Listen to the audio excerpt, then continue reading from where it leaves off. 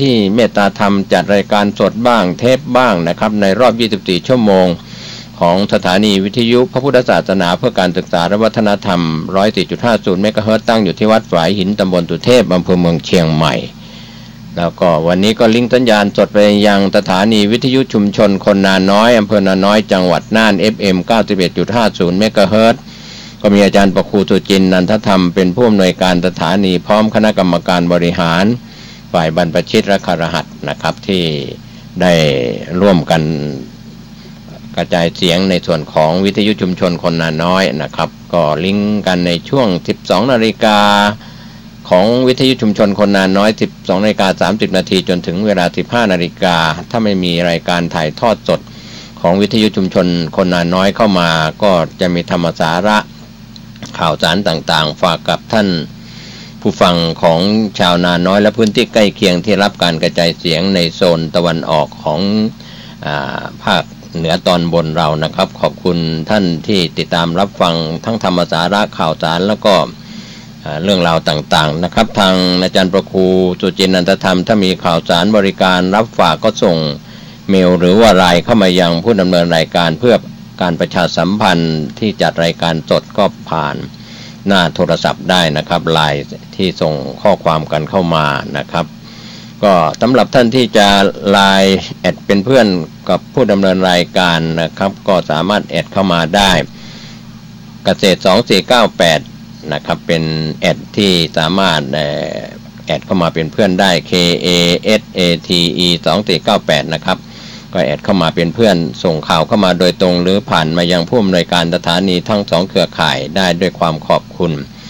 ช่วงนี้นะครับก็ในส่วนที่ได้รับเมตตาธรรมจากหลวงพ่อพระครูอาทรวิสุทธิคุณได้แจ้งข่าวเรื่องของการทำบุญอายุวัฒนมงคลของหลวงพ่อพระครูอาทรวิสุทธิคุณโดยเฉพาะคณะสงฆ์คณะศรัทธาของวัดหนองตองคณะศิษยานุศิษย์ทางใกล้ทางไกลญาติธรรมก็พร้อมใจกันจัดงานทำบุญอายุวัฒนมงคลถวายหลวงพ่อพระครูอาทรวิสุทธิคุณปัจจุบันท่านดำรงตำแหน่งเป็นเจ้าอาวาสวัดหนองตองเป็นเจ้าคณะอำเภอหางดงนะครับก็จะจัดงานกันสืบชะตาอายุของหลวงพ่อพระครูอาทรวิสุทธิคุณในช่วงเช้าวันที่8กันยายน2561ที่จะถึงนี้ก็เหลือไม่กี่วันข้างหน้านี้นะครับก็ตามที่ท่านบอกเล่านะครับก็จะได้กราบราตนาพระภิกษุสงฆ์องค์สามเณรรวมแล้ว132รูปนะครับโดยไหว้สานิมนต์หลวงปู่พระพรหมมงคลฝ่ายวิปัสสนาซึ่งเป็นพระอาจารย์สอนวิปัสสนาของหลวงพ่อพระครูอาทรวิสุทธิคุณด้วยหลวงปู่ท่านเมตตาธรรมรับนิมนต์แล้วแต่ก็เป็น2ขยักเห็นหลวงพ่อว่าหลวงพ่อพระครูอาทรว่าถ้าท่านติดศาสนกิจไปเผยแผ่ที่ประเทศญี่ปุ่นก็จะไม่ได้มาเป็นประธานสงฆ์ก็จะมีพระเถระรูปอื่นๆที่ตนรองแต่ว่าท่านรับนิมนต์แล้วนะครับถ้าท่านเปลี่ยนแปลงไม่ได้สัตหะไปนิมนต์ไปศาสนกิจเผยแผ่การปฏิบัติที่ประเทศญี่ปุ่นในช่วงวันที่8ถ้าท่านเดินทางไปก็จะไปก่อนวันที่8กันยายนแต่ถ้าท่านไม่ไปท่านก็จะมาเป็นประธานสงฆ์ให้ก็เรียกว่าลูกติดลูกหาก็ชื่นอกชื่นใจนะครับส่วนใหญ่ท่านก็ไม่ได้ทอดทิ้งหลวงพ่อพระครูอาทรวิสุทธิคุณก็บอกว่าหลวงปู่พาศิษยานุศิษย์ของหลวงปู่นะมาช่วยสร้างพระธาตุเจดีย์ของวัดหนองตองแล้วนะครับซึ่งลูกศิษย์ศรัทธาของหลวงปู่ก็เดินตามรอยหลวงปู่พากันในขณะนี้ก็เริ่มลงมือก่อสร้างพระธาตุหลังจากฉลองปล่อยหลวงวิหารไปเมื่อต้นปีที่ผ่านมาปีนี้นะครับก็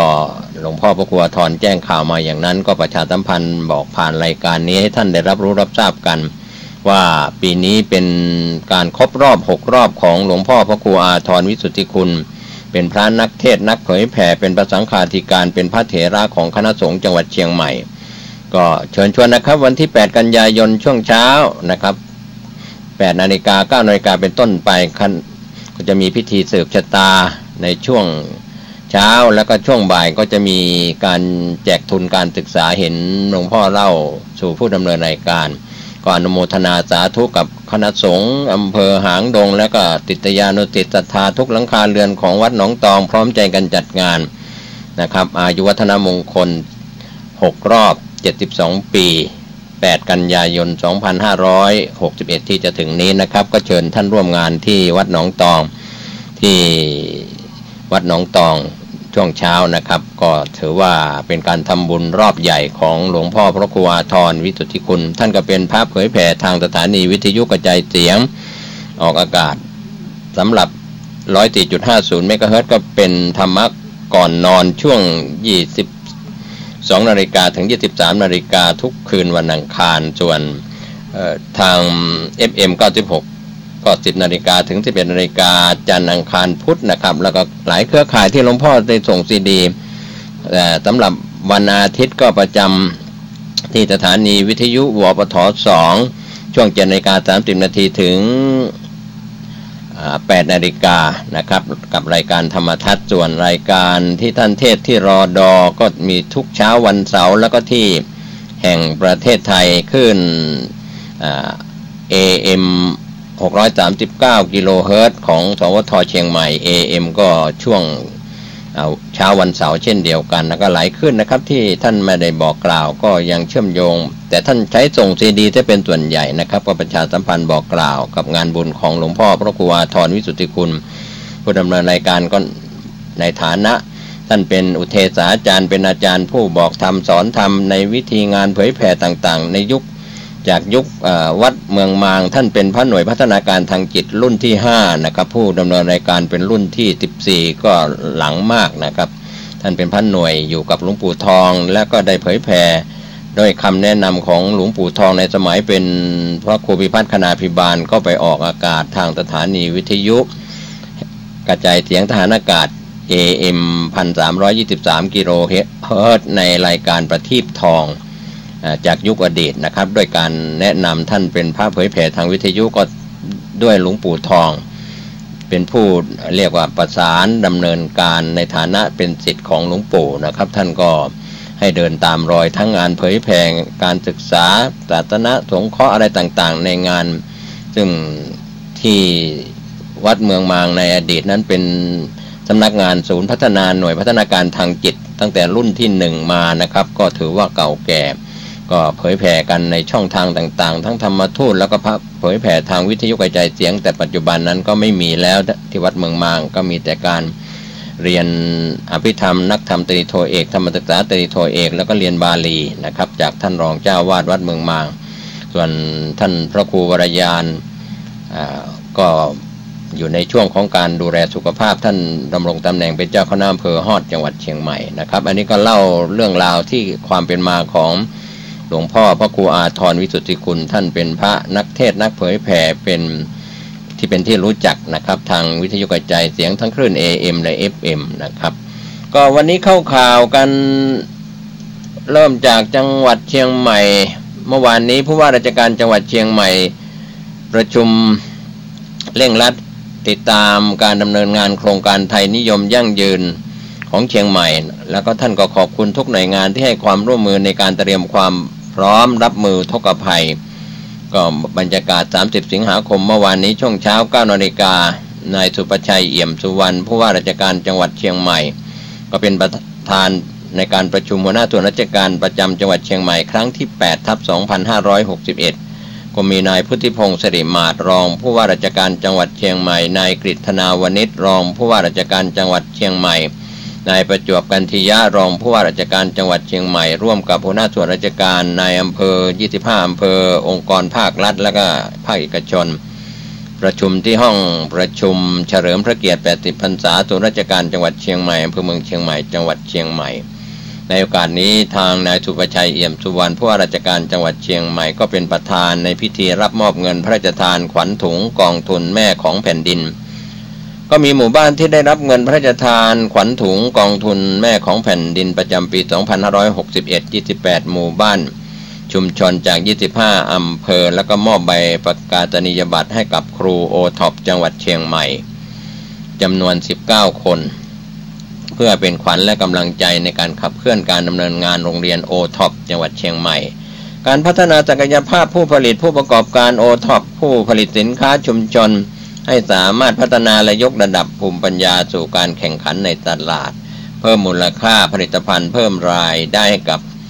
ชุมชนเสริมสร้างเศรษฐกิจฐานรากให้มั่นคงโดยมีครูโอท็อปของจังหวัดเชียงใหม่ทั้งนี้ทางผู้ว่าราชการจังหวัดเชียงใหม่ก็กล่าวทิ้งท้ายว่าฝากเรื่องของการทำงานของส่วนราชการให้ยึดหลักทำในธรรมาภิบาลใช้ในการทำงานยึดถือและเชื่อมั่นในความถูกต้องปฏิบัติงานอย่างโปร่งใสและก็เป็นธรรมก็ขอความร่วมมือร่วมใจในการทำงานก็ถือว่าสำเร็จลุล่วงไปด้วยดีทั้งปัจจุบันและที่ผ่านมาในอดีตก็ในโอกาสนี้ข้าราชการและประชาชนก็มีช่องทางที่จะเข้ามามีส่วนร่วมกับทางจังหวัดเชียงใหม่นะครับทางผู้ว่าราชการจังหวัดเชียงใหม่ก็บอกว่ามีเวทีให้ภาคประชาสังคมได้เข้ามาแสดงจุดยืนร่วมกับส่วนราชการรัฐวิสาหกิจหรือภาคเอกชนก็ตามนะครับก็ขอบคุณทีมข่าว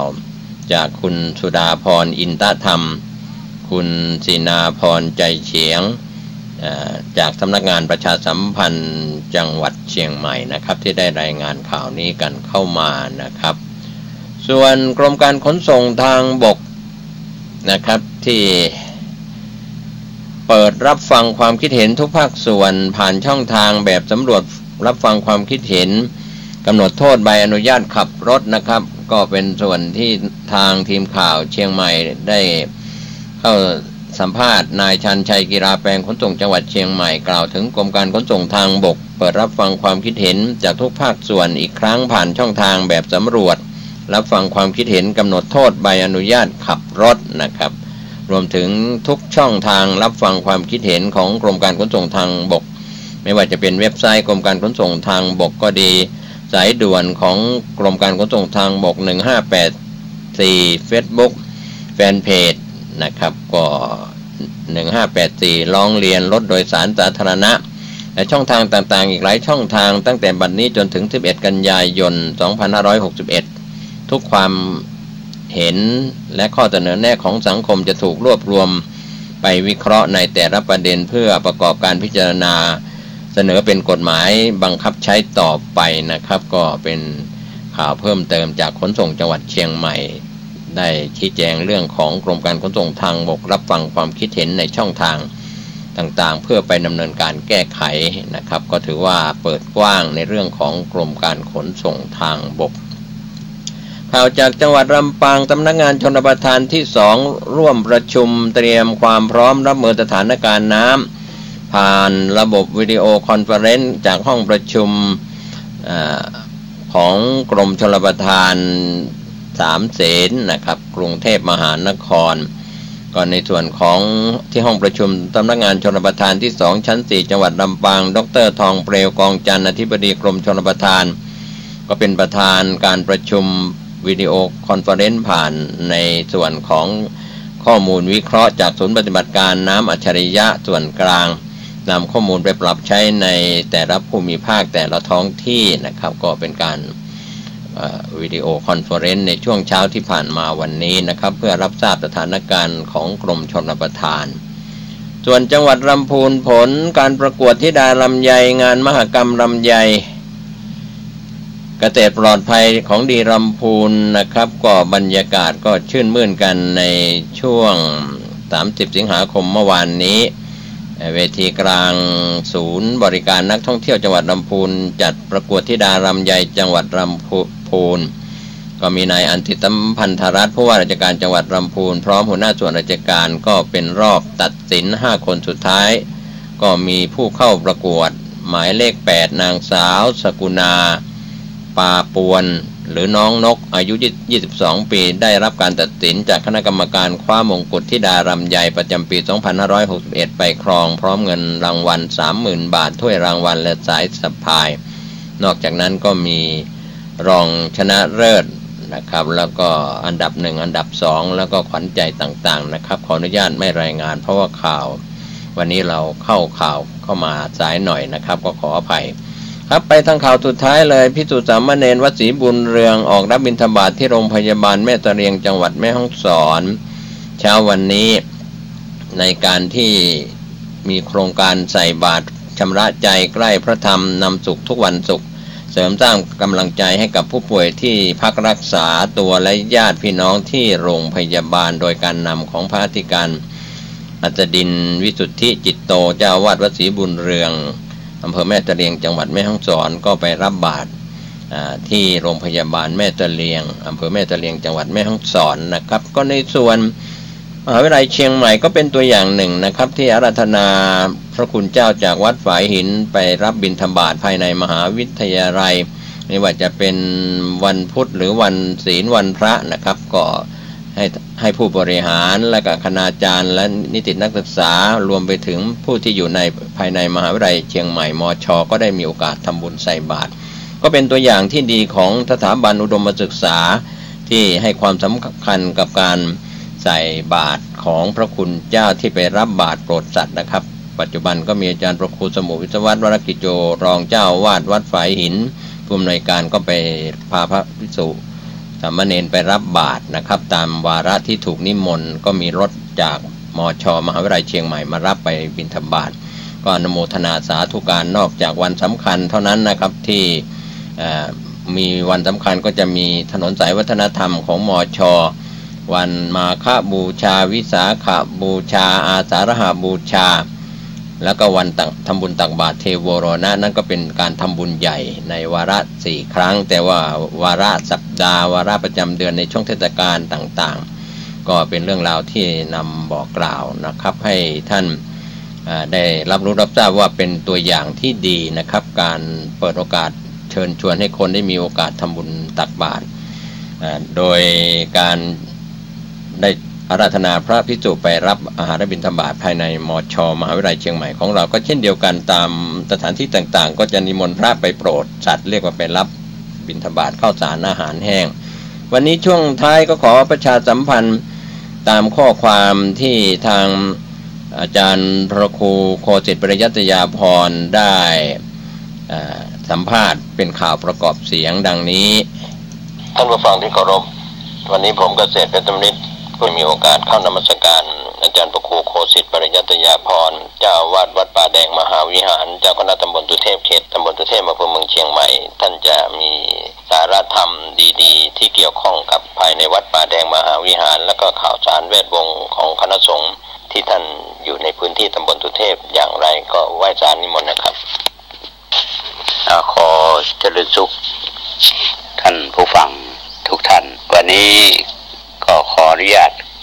นำข่าวประชาสัมพันธ์และกิจกรรมของวัดป่าแดงมหาวิหารเพื่อที่จะเผยแพร่ให้กับพี่น้องท่านผู้ฟังที่รับฟังรายการนี้ช่วงระยะนี้ได้ห่างหายในรายการไปก็เรียกว่าสุขภาพบ่ค่อยดีเท่าใดตอนนี้ก็สุ่มเสียงก็ยังบ่ดีเตือนท่านผู้ฟังจากการที่วัดป่าแดงเรามีการพัฒนาด้านกายภาพก็คือมีการสร้างเสนาสนะตั้งแต่ปี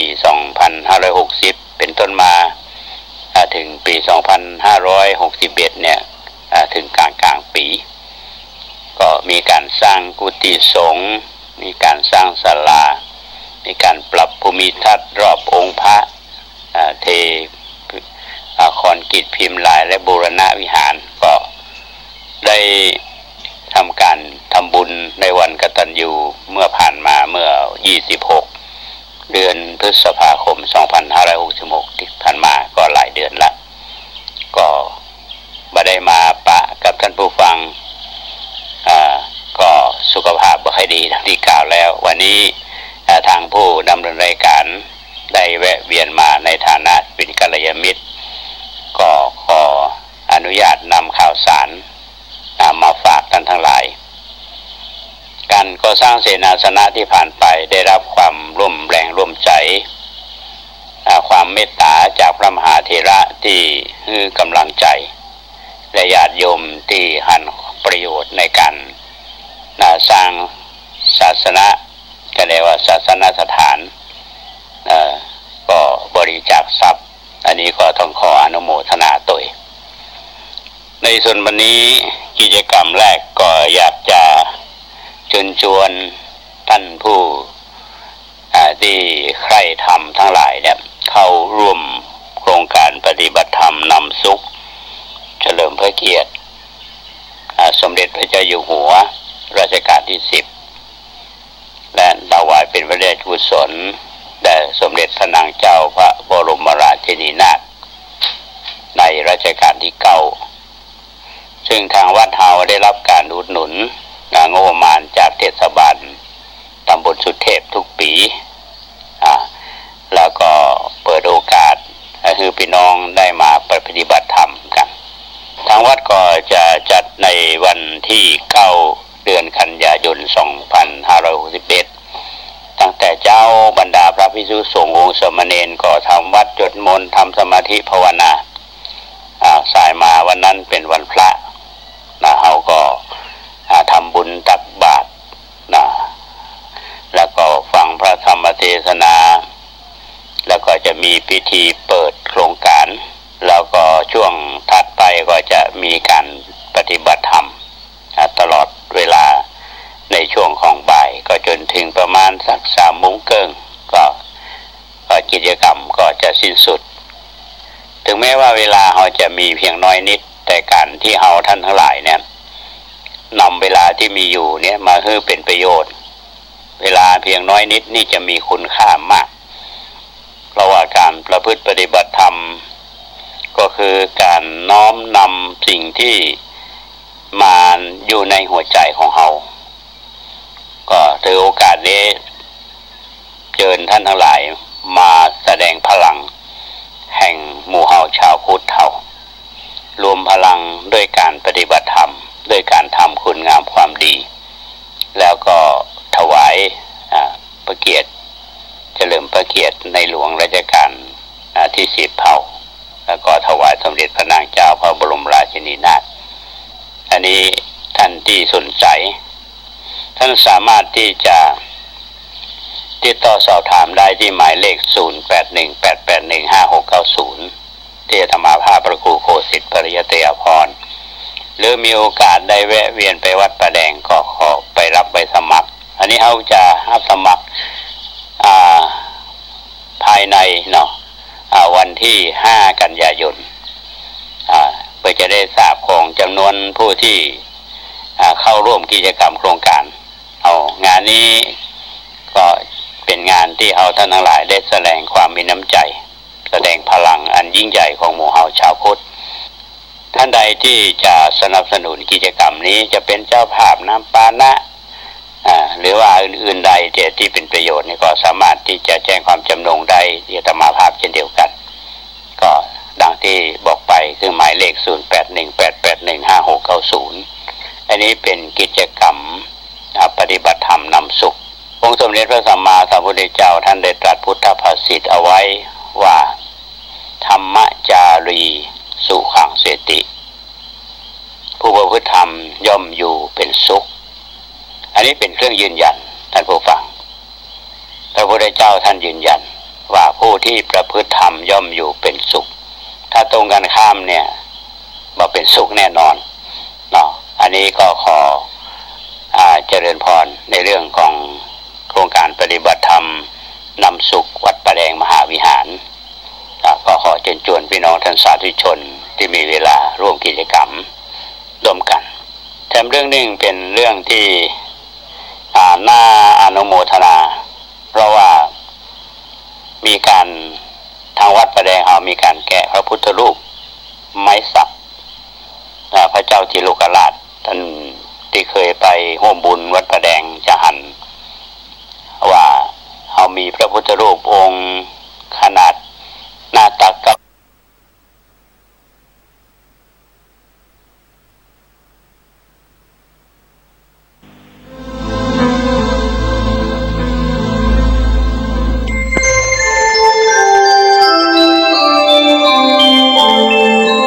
ขณะนี้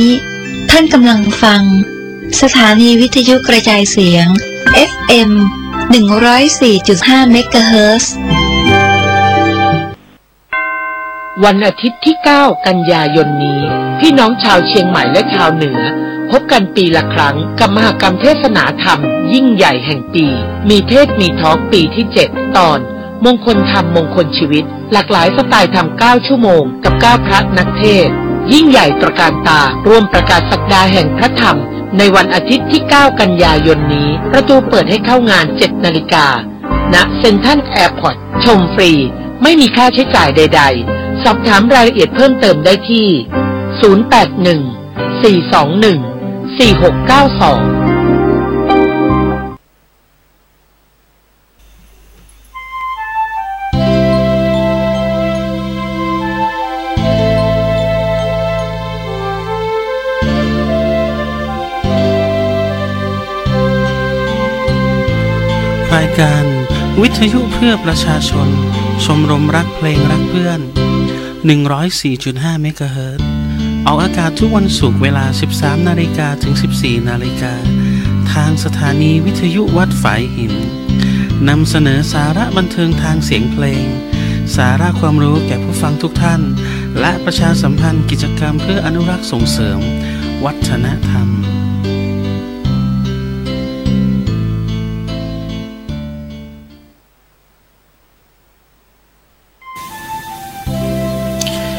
สวัสดีครับท่านผู้ฟังทุกท่านครับวันนี้ทางรายการวิทยุเพื่อประชาชนชมรมรักเพลงรักเพื่อนกลับมาพบกับท่านผู้ฟังอีกเช่นเคยนะครับครับในหลายๆสัปดาห์ที่ผ่านมาทางรายการได้นำเสนอสาระเกี่ยวกับวัฒนธรรมของชาวเหนือและแหล่งท่องเที่ยวในจังหวัดเชียงใหม่ไปนะครับวันนี้ทางรายการและผม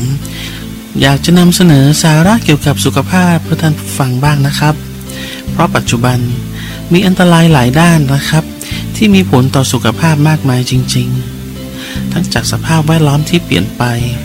วิถีชีวิตของคนปัจจุบันการดูแลตัวเองที่ไม่ถูกต้องการรับประทานอาหารที่ไม่ถูกต้องและอื่นๆซึ่งนำมาของโรคภัยไข้เจ็บต่างๆมากมายบางท่านที่แข็งแรงอาจจะต่อต้านได้นะครับแต่บางท่านที่ร่างกายอ่อนแอไม่สามารถต่อสู้กับโรคภัยได้ดังเช่นผู้สูงอายุหรือผู้ที่กำลังจะเข้าสู่วัยที่เรียกว่าชรานะครับซึ่งคนกลุ่มนี้มีความเสี่ยงมากเลยนะครับเพราะว่าร่างกายมีภูมิต้านทานที่ต่ำหรือน้อยลงอาจทำให้เป็นนู่นเป็นนี่ได้ง่ายนะครับคนกลุ่มนี้ต้องดูแลตนเองเป็นพิเศษวันนี้ทางรายการเราจึงมีสาระดีๆในการดูแลตนเองในผู้สูงอายุและผู้ที่เริ่มก้าวสู่วัยที่เรียกว่าสูงอายุนะครับทางรายการของเราซึ่งเป็นรายการของชมรมรักเพลงรักเพื่อนเป็นชมรมที่อนุรักษ์เพลงเก่าจึงมีสมาชิกที่มีผู้สูงวัยเยอะครับสาระสำคัญวันนี้จึงขอมอบสาระให้แก่สมาชิกในชมรมและประชาชนทั่วไปนะครับครับกับหัวข้อที่เราจะพูดกันวันนี้นะครับนั่นก็คือผู้สูงอายุกับปัญหาสุขภาพครับการเรียนรู้ถึงปัญหาสุขภาพที่เกิดขึ้นในผู้สูงอายุรวมถึงวิธีป้องกันและดูแลจะช่วยให้ผู้สูงอายุสามารถดำเนินชีวิตต่อไปได้อีกยาวนานด้วยสุขภาพที่ดีและมีชีวิตชีวาเมื่อวัยที่เพิ่มขึ้นการทำงานหรือโครงสร้างของเนื้อเยื่อหรืออวัยวะย่อมเสื่อมถอยลงไปปัญหาสุขภาพจึงเป็นสิ่งที่ไม่อาจหลีกเลี่ยงได้แต่สามารถทำความเข้าใจป้องกันและดูแลได้ครับปัญหาสุขภาพที่พบบ่อยในผู้สูงอายุแบ่งได้ออกเป็น2กลุ่มนะครับกลุ่มแรกคือกลุ่มโรคสามัญทั่วไปที่เป็นได้แม้ยังไม่เข้าสู่วัยสูงอายุเช่นเบาหวานความดันหัวใจไตซึ่งเกิดได้กับคนทุกวัยแต่พออายุมากขึ้นก็ยิ่งมีโอกาสมากขึ้นส่วนกลุ่มที่2เป็นกลุ่มอาการที่เกิดเฉพาะกับผู้สูงวัยคือเกิดจากความชราภาพของร่างกายหรือจากผลข้างเคียงจากโรคที่มารุมเร้าทำให้การดูแลตนเองถดถอยลงไปกลุ่มอาการที่เป็นปัญหาเฉพาะหรือพบบ่อยในผู้สูงอายุนั้นได้แก่ 1. อาการสับสนและสูญเสียความทรงจำอาการหลงลืมหรือคิดช้าลงเป็นอาการที่พบได้เมื่ออายุมากขึ้นหากมีปัญหาสุขภาพที่เฉียบพลันเช่นการอักเสบติดเชื้อหัวใจหรือสมองขาดเลือดก็อาจเกิดอาการเพ้องุนงงสับสนได้ง่ายขึ้นแต่เมื่อแก้ไขที่สาเหตุของการเจ็บป่วยอาการเหล่านี้ก็จะดีขึ้นได้สิ่งสำคัญสิ่งหนึ่งที่คนในครอบครัวควรจะสังเกตคือหากพบว่าผู้สูงอายุเริ่มมีการเปลี่ยนแปลงทางด้านอารมณ์พฤติกรรมและความทรงจำต่อเนื่องและเป็นเวลานานนั่นอาจจะเป็นสัญญาณถึงอาการเริ่มต้นของภาวะสมองเสื่อมได้โดยสัญญาณเตือนว่าผู้สูงอายุอาจมีอาการสมองเสื่อมเช่นเรียนรู้หรือจดจำสิ่งใหม่ๆลำบากพูดซ้ำถามซ้ำเริ่มบกพร่องในการทำสิ่งที่ซับซ้อนหลงหรือลืมทิศทางในที่คุ้นเคยและไม่อยากเข้าสู่สังคมหรือพูดน้อยลงอารมณ์หรือนิสัยเปลี่ยนไปเป็นต้นทั้งนี้ภาวะสมองเสื่อมที่พบบ่อยที่สุดเกิดจากโรคอัลไซเมอร์ซึ่งเกิดจากการฝ่อของเนื้อสมองแต่เนื้อเสื่อมสามารถเกิดจากสาเหตุอื่นๆได้เช่นเส้นเลือดสมองตีบโรคพาร์กินสันโรคต่อมไทรอยด์การขาดวิตามิน B12 เป็นต้นการป้องกันและการดูแลถ้าคนในครอบครัวสังเกตเห็นว่าผู้สูงอายุเริ่มมีการเปลี่ยนแปลงทางด้านความคิดความจำจนส่งผลต่อการดำเนินชีวิตประจำวันควรปรึกษาแพทย์เพื่อประเมินอาการและรับการรักษาแม้ว่าภาวะความทรงจำเสื่อมจะไม่สามารถรักษาให้หายได้แต่ก็มีวิธีที่จะช่วยชะลอการดำเนินไปของโรคได้อาทิการทำกิจกรรมต่างๆที่กระตุ้นสมองเช่นทำงานหรือทำงานบ้านเท่าที่ทำได้เข้าร่วมกิจกรรมทางสังคมกับครอบครัวและเพื่อนๆอ่านหนังสือเล่นเกมออกกำลังกายเป็นต้นครับปัญหาที่พบบ่อยในผู้สูงอายุตัวที่2นะครับภาวะกระดูกพรุนเป็นภาวะที่ผู้ป่วยมักไม่ทราบว่าตนเองเป็นเพราะแทบจะไม่มีอาการเลยกว่าจะทราบก็เมื่อหกล้มกระดูกหักแล้วภาวะกระดูกพรุนหรือการที่เนื้อกระดูกบางลงทำให้เปราะหักหรือยุบง่ายส่วนใหญ่พบในผู้หญิงวัยหลังหมดประจำเดือนและผู้ชายอายุมากกว่า70ปีการป้องกันและการดูแลผู้หญิงที่มีอายุมากกว่า55ปีและผู้ชายอายุมากกว่า70ปีควรได้รับการตรวจความหนาแน่นมวลกระดูกซึ่งจะเป็นการบ่งบอกถึงความหนาบางของมวลกระดูกเมื่อเทียบกับค่ามวลกระดูกที่ปกติในผู้ใหญ่ทั่วไปควรตรวจระดับวิตามินดีในเลือดร่วมด้วยเนื่องจากวิตามินดี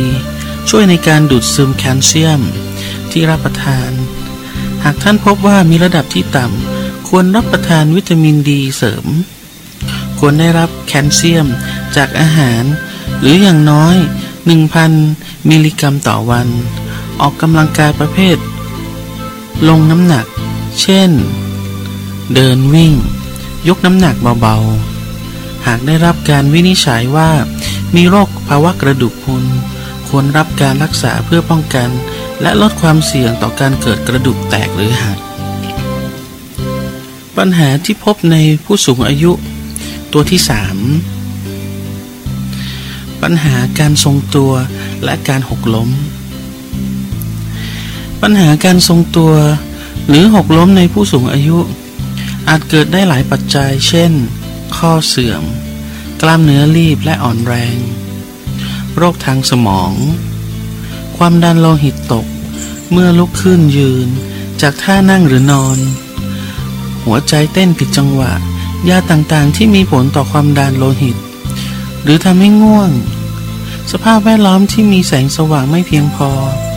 พื้นที่ลาดเอียง หรือเลื่อนเปียกเป็นต้นปัญหาการทรงตัวและการหกล้มเป็นปัญหาที่สำคัญมากสำหรับผู้สูงอายุเนื่องจากมีกระดูกบางพรุนอยู่แล้วเมื่อหกล้มก็อาจทำให้กระดูกหักได้ง่ายและอาจเกิดปัญหาแทรกซ้อนที่ตามมาจากการผ่าตัดและนอนที่โรงพยาบาลนานการป้องกันและการดูแลหลีกเลี่ยงยาที่ทำให้ง่วงซึมหรือความดันโลหิตตกออกกำลังกายเป็นประจำโดยเน้นความแข็งแรงของกล้ามเนื้อและการทรงตัวปรับสิ่งแวดล้อมเช่นเพิ่มไฟสว่างพื้นกันลื่นมีราวจับตรวจมวลกระดูกเพื่อประเมินหาโรคกระดูกพรุนและรับการรักษาตามความเหมาะสมครับตอนนี้เราก็มารู้จักกับปัญหาที่พบบ่อยในผู้สูงอายุนะครับไป3ตัวตอนนี้เรามาฟังเพลงเพราะๆกันก่อนดีกว่านะครับแล้ว